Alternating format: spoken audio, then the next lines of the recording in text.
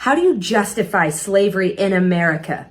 Well, this is a really uncomfortable question that you can kind of avoid, skirt around in the revolutionary fervor of late 1700s America, where there's still this deeply felt and really naive idea that liberalism will win the day, that slavery is inconsistent with the ideals of the Revolution and the Declaration, and that it's just going to peter out, maybe after the ban on the slave trade in 1808. This is a much harder question to avoid in 1820, when the slave trade has been over for over a decade, and all that's done is open up a very lucrative domestic market. And instead of petering out, slavery is expanding across the Deep South and perhaps one day into the territories.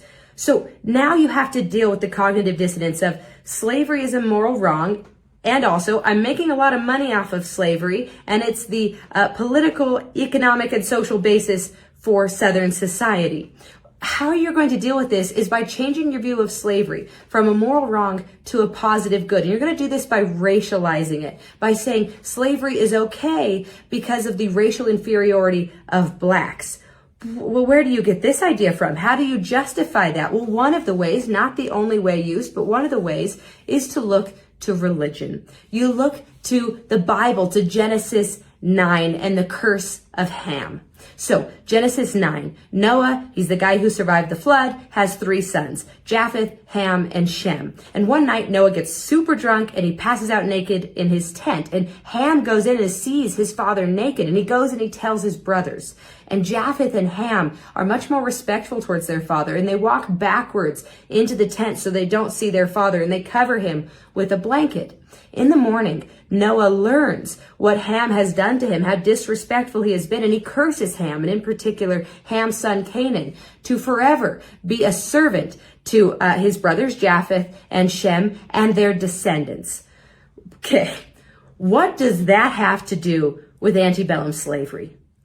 Well, if Noah is the survivor of the flood, then Noah's sons are the progenitors of all the earth. They are the fathers of the peoples of Asia and Africa and Europe. And by long tradition, the peoples of Africa are linked to Ham as his descendants. Oh, okay. So now we're starting to see the connections here, the real leaps here. Antebellum slavery is justified, so goes the argument, because blacks are the descendants of Canaan, the son of Ham, who was condemned by a prophet, their father Noah, to be servants to the descendants of their brothers forever. So now the Bible justifies slavery. It's not a moral wrong. It's a positive good. It's God's natural ordering.